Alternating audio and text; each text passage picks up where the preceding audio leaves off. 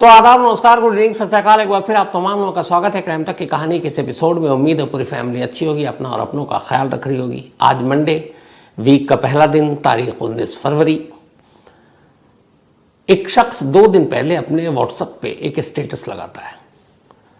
उस स्टेटस के जो मायने थे, उसका मतलब ये था कि जिंदगी जब तक बेहतर हो मुझे जिंदा रखना, और जब मौत मेरे लिए बेहतर लगे तो मुझे उठा लेना। ये 2 लाइन का स्टेटस। और स्टेटस लगाने के अगले ही दिन उस शख्स की मौत हो जाती है। अब लोग ये बातें कर रहे हैं कि इस स्टेटस का मतलब क्या, ऐसे वक्त पे क्यों लगाया, क्या उसे अंदेशा था, अंदाजा था। आज की कहानी लाहौर के एक ऐसे फैमिली की कहानी है जिनकी 4 पीढ़ियां दुश्मनी में ही निकल गई। एक एक कर लोग मरते गए, घर में बेवाओं की तादाद बढ़ती गई, और दुश्मनी है कि ख़त्म होने का नाम नहीं ले रही। बहुत कुछ अलग हम देश हैं, लेकिन बहुत सारी चीज़ें आज भी मिलती जुलती हैं। कैसे लोगों को पॉलिटिशियन यूज़ करते हैं, फिर उन्हें क्रिमिनल बनाते हैं, फिर अपने लिए इस्तेमाल करते हैं, और जब उन्हें लगता है कि अब उनके कपड़ों पे दाग लग जाएगा तो फिर उन्हीं क्रिमिनल को किनारे लगा देते हैं, ठिकाने लगा देते हैं, या एक दूसरी फौज खड़ी कर लेते हैं, दूसरे गैंग से हाथ मिलाते हैं, और ये सिलसिला उनका चलता रहता है। एक ज़माने में किंग ऑफ लाहौर के नाम से एक शख्स हुआ करता था। उसका नाम था बिल्ला ट्रकांवाला। इंडिया पाकिस्तान के बंटवारे से पहले की बात है, जब बिल्ला और उसके पुश्तैनी धंधा यही था, ट्रांसपोर्ट का कारोबार। ट्रकें चलती थी बेशुमार, और लाहौर में ठीक ठाक दबदबा। और उस दबदबे के पीछे एक ये भी थी कि ये लोग पहलवानी के शौकीन थे। तो बिल्ला के जो फादर वालिद वो भी पहलवान, उनसे पहले के पुरखे भी पहलवान। वही विरासत में बिल्ला को मिला, वो खुद पहलवान। लहीम शहीम तस्वीर आप देख लें तो ये बिल्ला पहलवान है। एक ज़माने में लाहौर में तूती बोला करती थी। अब ट्रांसपोर्ट का धंधा, बहुत सारी चीज़ें होती हैं, दुश्मनी भी होती है, गैंग भी होता है, अलग कंपटीशन भी होता है। तो बिल्ला ट्रकावाला के फादर की किसी ने हत्या कर दी, कत्ल कर दिया। उसके बाद अब आ गई बदला लेने की जिम्मेदारी बिल्ला ट्रकावाला पर। बिल्ला ट्रकावाला ने भी फिर खून खराबा किया, और इतना ज़्यादा लाहौर के अंडरवर्ल्ड में नाम हुआ कि किंग ऑफ लाहौर कहा जाने लगा। जितने भी बाकी के गैंग थे या गैंगस्टर, वो डरने लगे थे।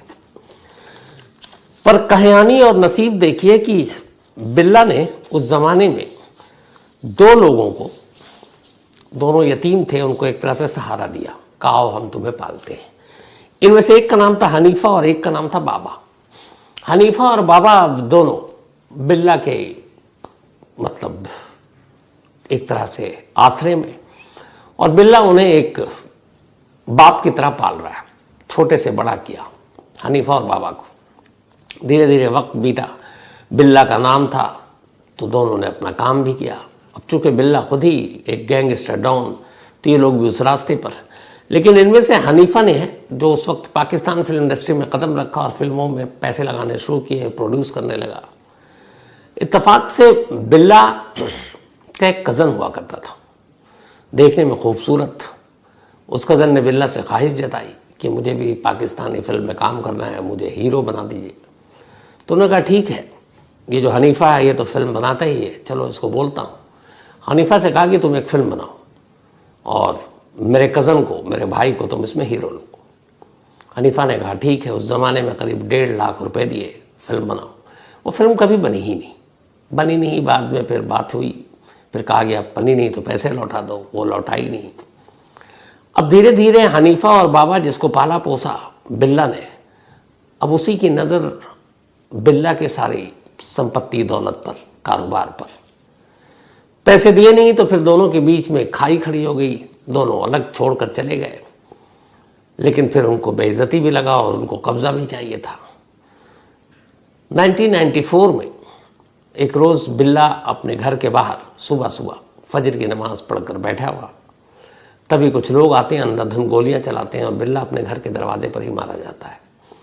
जब बिल्ला के मरने की खबर आई तो पूरे लाहौर में कोहराम मच गया था, क्योंकि बिल्ला के नाम की तूती बोला करती थी। पॉलिटिकल पार्टी हो, पुलिस हो, ब्यूरोक्रेसी हो, हर जगह पहुंच जैसे बड़े बड़े डॉन्स की होती है। तो लाहौर का सच में वो डॉन था, किंग ऑफ डॉन। अब उसके मरने पे लोगों में एक दहशत भी फैली कि बिल्ला की मौत हुई है तो फिर खून खराबा तो होगा लाहौर में। खैर पुलिस ने, पॉलिटिशियन ने सब कुछ कूल किया। अब बिल्ला की मौत के बाद उसके बेटे की एंट्री होती है इस कहानी में। बेटा यानी कि आरिफ ट्रकावाला, बिल्ला का इकलौता बेटा था ये। अभी तक बिल्ला ने अपने बेटे को इस सारी चीज़ों से दूर रखा था और आरिफ ट्रकावाला जो है उसे भी मालूम था। उसने अपनी पत्नी, अपने बच्चे, इनको भी लाहौर से दूर दुबई में रखा और वहीं पढ़ा रहा था, क्योंकि यहाँ खतरा था। बाप डॉन, बाप की गोली मारकर हत्या कर दी गई। लेकिन अब बाप की मौत हो चुकी तो आरिफ को लौट कर आना पड़ा। आरिफ पाकिस्तान लौटा। अब उसने बहुत सारे अपने सिक्योरिटी गार्ड रखे इर्द गिर्द। उसके बाप के कातिल को सज़ा नहीं मिल रही थी। अब आरिफ ने चुन चुन कर, ये जो बाबा और हनीफा ने गैंग बना रखी थी, इनके साथ में एक बट गैंग जुड़ गया था, जिसमें 2 लोग थे बट गैंग में, इसरारुल हक बट और सुहैल शौकत बट। तब इन तमाम लोगों से दुश्मनी थी, क्योंकि आरिफ ट्रकावाला को मालूम था कि उसके बाप के मौत के पीछे यही लोग हैं। अब गैंग वॉर शुरू हो गया। बहुत सारे लोग मारे गए, एक दूसरे को मारते फिर वो मारता, सिलसिला चलता रहा। इसी खून खराबे के दौर में आरिफ ने डर से अपने परिवार को दुबई भेज रखा था और वो यहीं लाहौर की गद्दी पर बैठता, उसका बिजनेस चल रहा है, दुश्मनी जारी है। तभी 2010 आरिफ, जनवरी का महीना था, दुबई में अपने बच्चों से मिलकर आ रहा था, क्योंकि बीवी बच्चे वही थे। और आरिफ का भी एक ही बेटा था, जैसे बिल्ला का एक बेटा था आरिफ। अब आरिफ का भी एक ही बेटा था, उस बेटे का नाम अमीर। आरिफ ने इन सारे अपनी धंधे से, दुश्मनी से उस बच्चे को, उसकी माँ को अलग रखा दुबई में। 2010 जनवरी में अब आरिफ लौटता है लाहौर लौटता है और लियाकत अली जिन्ना एयरपोर्ट से जैसे ही बाहर निकलता है, पार्किंग की तरफ बढ़ रहा होता है, अचानक सामने से कुछ लोग आते हैं, अंधाधुंध गोलियां चलती हैं और आरिफ ट्रकावाला की मौत हो जाती है। बाद में उसको लाहौर के मियाँ अस्पताल ले जाया जाता है, जहाँ डॉक्टर मौत का ऐलान करते हैं। एक बार फिर लाहौर के इलाके में मातम और कोहराम, क्योंकि करीब 16 साल पहले आरिफ के बाप को उनके घर के बाहर मारा गया। अब आरिफ को एयरपोर्ट के बाहर बिल्कुल सिक्योरिटी जोन में दुश्मनी जग जाहिर थी। लेकिन अब यहाँ पे एक फ़र्क था, वो ये कि बिल्ला का बदला तो आरिफ ले रहा था। आरिफ का बदला कौन ले? क्योंकि आरिफ की विरासत के नाम पर एक बेटा, जो इस लाहौर की तमाम चीज़ों से अनजान, दूर, दुबई में अच्छा खासा पढ़ रहा है, टैलेंटेड, देखने में स्मार्ट, और वो वहीं है अपनी माँ के साथ। लेकिन अब बाप की मौत हुई तो मजबूरी में बीवी और बेटे को लाहौर पहुंचना पड़ा। अब यहीं पर आमिर की एंट्री होती है। वो लाहौर आता है, अपने बाप को सुपुर्द खाक करता है, और अब ये था कि कौन संभालेगा ये पूरा ट्रांसपोर्टेशन का काम। तो अब अमीर ट्रकावाला अगला वारिस बनता है। परदादा, उसके बाद दादा और फादर, तीनों लोगों का कत्ल हो चुका है खानदान में। अब अमीर, जो इन सारी चीज़ों से दूर, पाकिस्तान, लाहौर के इस अंडरवर्ल्ड, इसकी दुनिया से दूर, मजबूरी उसको लाहौर लाती है। अब वो लाहौर आता है 2010 में। आने के बाद वो अब अदालतों के चक्कर काटता है कि उसके फादर के कातिल को सज़ा मिले। लेकिन फिर उसका इल्ज़ाम कि पुलिस वाले भी मिले हुए थे, क्योंकि सामने वाले गैंग भी मजबूत थे।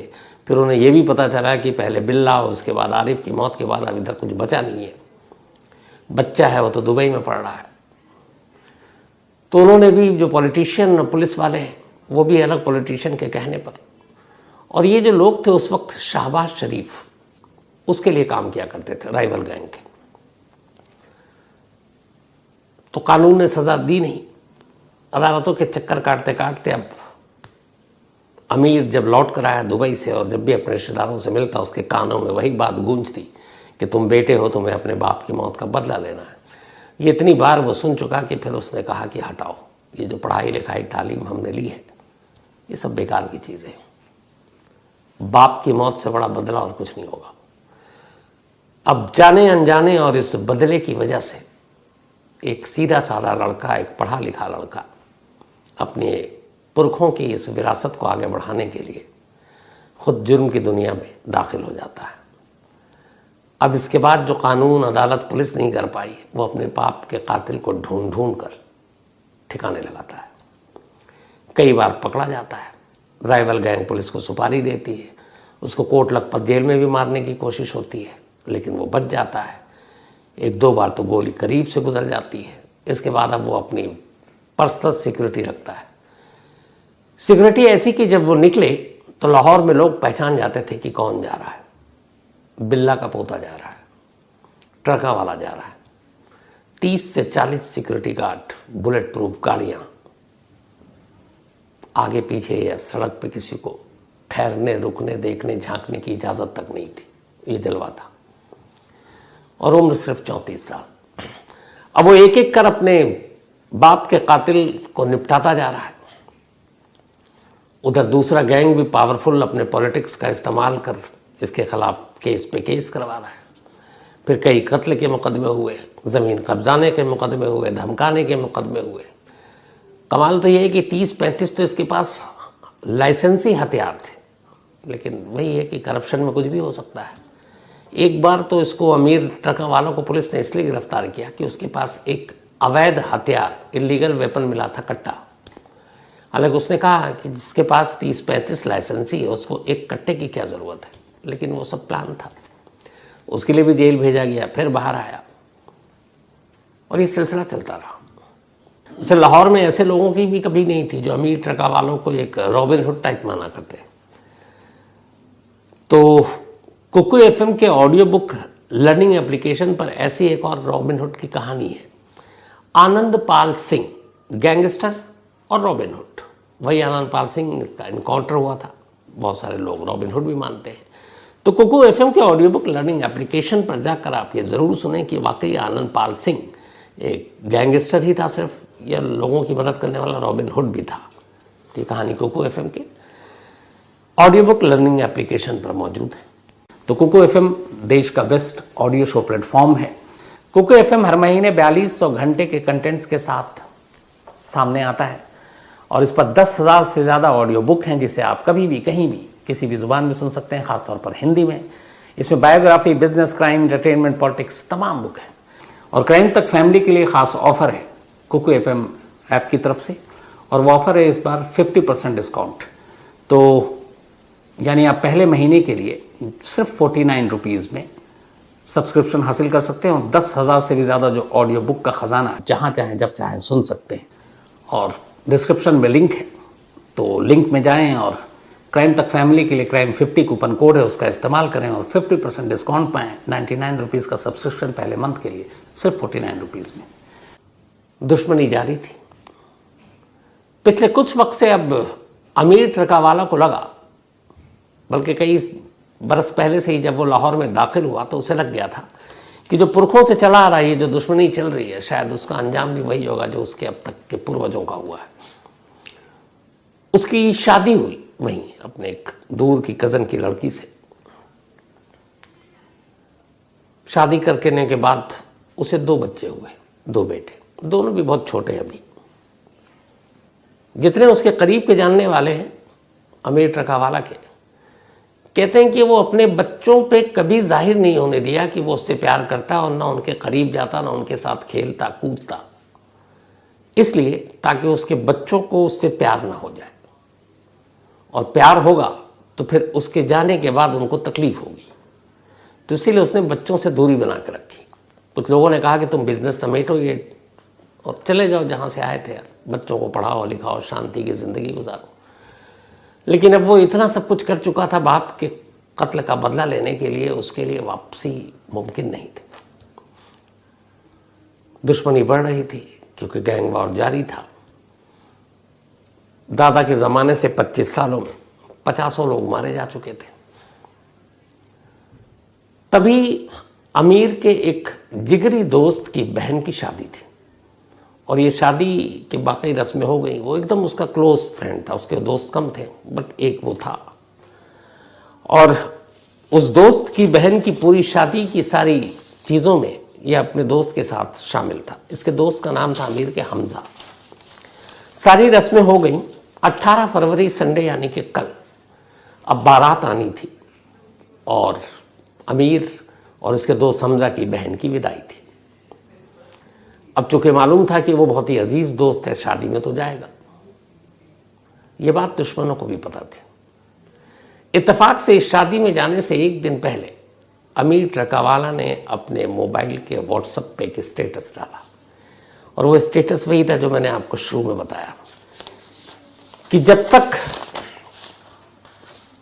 जिंदगी बेहतर लगे मुझे जिंदगी देना और जब लगे कि मौत मेरे लिए बेहतर है तो मुझे उठा लेना।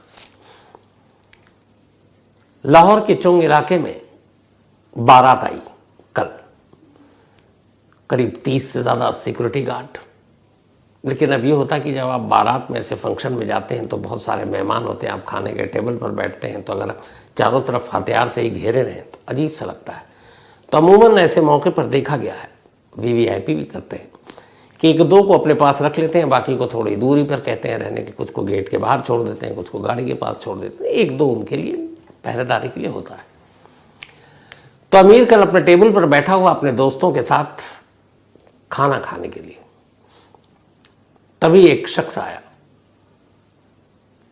तस्वीर खिंचानी थी क्योंकि डॉन की वैसी है जैसे अपने यहाँ भी है कि डॉन को भी लोग एडमायर करते हैं। तो उसने पहले तो उसके बराबर में बैठे हमजा, उसका लड़की का भाई, उसने अपने जेब से एक लिफाफा निकाला जिसमें 2000 रुपये सलामी थी।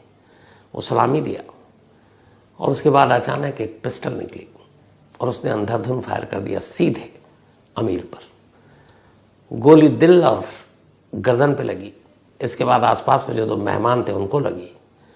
इत्तेफाक से उन्हीं में वहाँ के शहर के एक रईस जो किसी मॉल के मालिक थे, उनका भी गनर खड़ा था। जब उसने देखा तो उसने फ़ौरन, उसे लगा मेरे मालिक को भी गोली लग सकती, उसने भी क्रॉस फायर किया। जो हमलावर था पहली गोली उसके आंख में लगी, वो वहीं गिर गया। इसके बाद बाकी सब गार्ड आए भागते हुए। शादी के मंडप में कोहराम मच गया। उठाकर जिन्ना हॉस्पिटल ले जाया गया। डॉक्टरों ने अमीर ट्रकावाला को डेड डिक्लेयर कर दिया, जबकि उसके दो दोस्त और उसमें एक कज़न भी है, उनका भी इलाज चल रहा है। जिसने हमला किया वो मारा गया।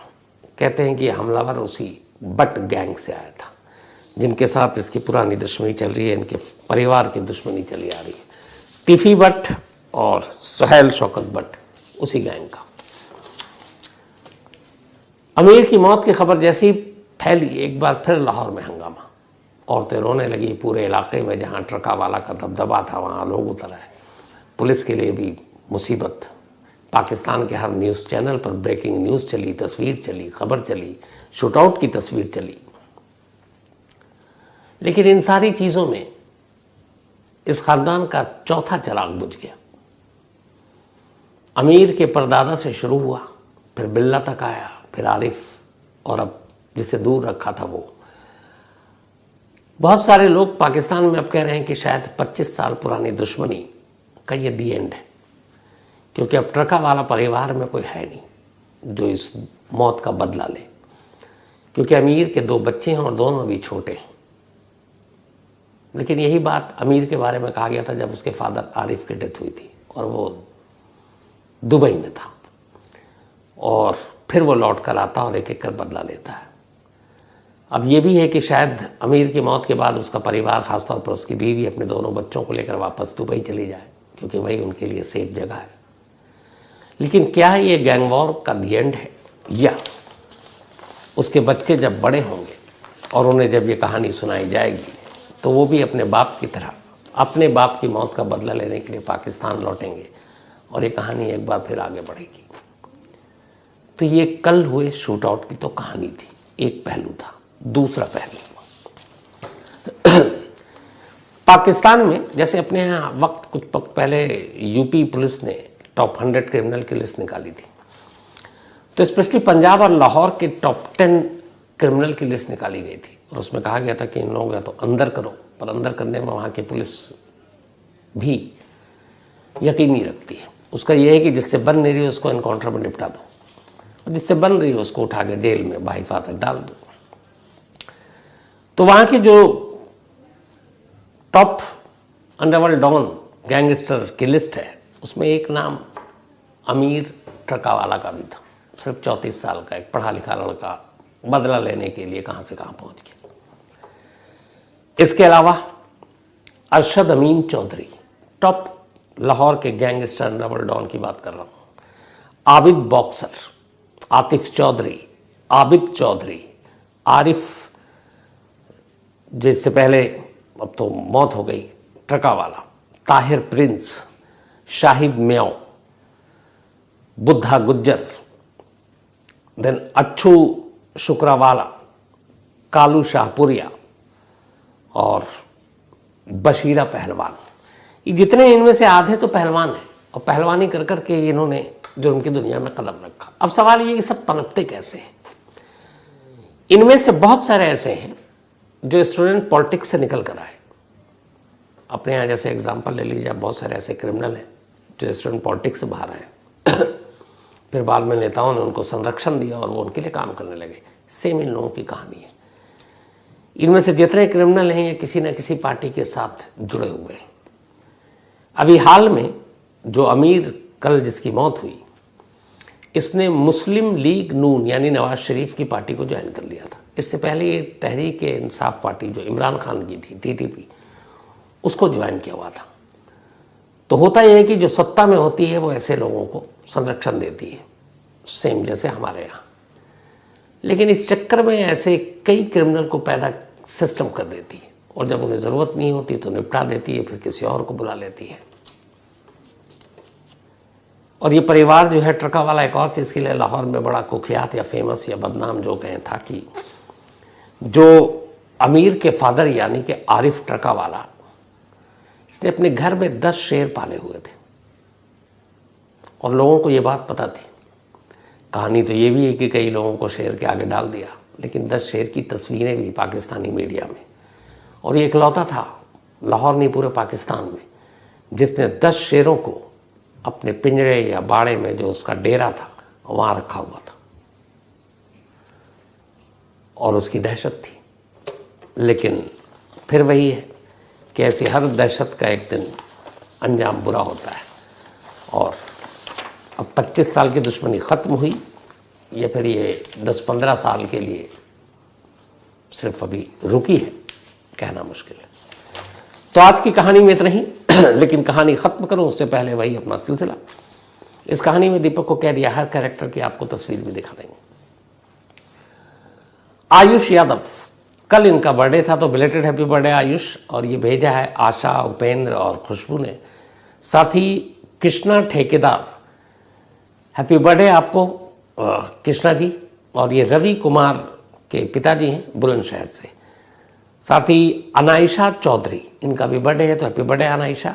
और ये धीरज की बिटिया हैं।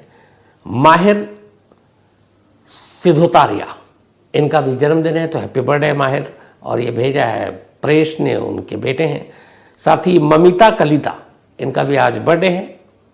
खूबसूरत नाम है, happy birthday Mamita and Kalita, एक ही नाम है दो। और ये भेजा है दीपिका कलिता ने, उनकी सिस्टर हैं ये। और ये लोग दिग्बोई असम से हैं। साथ ही पावनी जैन, इनका भी जन्मदिन है तो हैप्पी बर्थडे पावनी। और ये भेजा दिव्या एंड आशु ने है, इन दोनों की बेटियां हैं पावनी। साथ ही मुधी, इनका भी बल्कि मदीहा, इनका भी आज बर्थडे है तो हैप्पी बर्थडे मदीहा। और ये ज़मीर इदरीसी और अजीम अमरोही ने भेजा है। साथ ही श्रद्धा खोसे, इनका भी जन्मदिन है तो हैप्पी बर्थडे श्रद्धा, भेजा आरोही ने है। आज दुर्गा देवी जी और राजकुमार बत्रा, इन दोनों की एनिवर्सरी भी है तो आप दोनों को बहुत बहुत बधाई मुबारक, भेजा हर्ष बत्रा ने है, उनके बेटे हैं। साथ ही आरती और रयान, इनकी भी एनिवर्सरी, तो आरती और रेहान आप दोनों को बधाई भेजा। हरीश भाई ने। डॉडी पांडे और सत्यम पांडे की भी मैरिज एनिवर्सरी, आप दोनों को बहुत बहुत बधाई भेजा प्रेम ने है। साथ ही पूनम पाटनी और अभिषेक 18 को इनकी एनिवर्सरी थी, बिलेटेड हैप्पी बर्थडे पूनम और अभिषेक आप दोनों को। इसके अलावा जगजीत कौर जी और गुरदर्शन सिंह जी, इन दोनों की भी एनिवर्सरी है। तो जगजीत जी आपको, गुरदर्शन जी आपको, गुरशरण जी, माफ़ी चाहता हूँ, गुरशरण सिंह जी आप दोनों को बहुत बहुत बधाई। ये जम्मू कश्मीर में है। महेश मिश्रा, इन्होंने सवाल पूछा है उस दिन की कहानी के बाद कि क्या पाकिस्तान के लोग बदलेंगे, पाकिस्तान में हालात सुधरेंगे। देखिए, सोशल मीडिया से मुझे उम्मीदें हैं कि शायद लोग अपने हक के बारे में जानें और समझें। और कब तक इस तरह से, मतलब हर एक को लाइफ में तरक्की करने के बारे में सोचना चाहिए। वही बाबा आदम की सोच लेकर आप कहाँ तक जाएंगे। तो मैं हमेशा पॉजिटिव रहा हूँ। मैं सोचता हूँ कि एक रोज़ वक्त बदलेगा, उन्हें भी एहसास होगा कि इन चीज़ों में कुछ नहीं रखा, दुनिया कहाँ से कहाँ पहुँच गई, आप कहाँ पे हो। Manoj Lukhar, thank you so much Manoj भाई, और पक्का मार्च में आपसे मुलाकात होगी। मधुसूदन दत्त की, बल्कि मधुसूदन अट की, थैंक यू सो मच। अर्पण कुमार दास, इन्होंने कहानी की फरमाइश की है। नवनीत रे, thank you so much Navneet भाई। चंद्रकांता सक्सेना, कोई बात नहीं चंद्रकांता, कल एक्चुअली मैं बुक फेयर में गया था, राजेश पांडे जी की किताब का विमोचन था, उसकी मैं जो उनसे बातचीत भी हुई थी वो मैं आपको क्राइम तक पे ज़रूर दिखाऊंगा। तो चंद्रकांता शायद लेट पहुंची, कोई बात नहीं, फिर कभी मुलाकात होगी। साथ ही Amalyan Kumar Das, thank you so much. Purvi Vaghasiya, इन्होंने कहानी की फरमाइश की है। Khushi Kumari, thank you so much. Bhairu Bhambi, thank you so much. Azhar Syed, thank you so much. इसके अलावा Ravi Shankar Yadav, thank you so much. Raja Arora, आपका भी शुक्रिया। तो कहानी में इतना ही, लेकिन एक बार फिर आपको याद दिला दूं कि कुकू FM ऐप पर क्राइम तक फैमिली मेंबर्स के लिए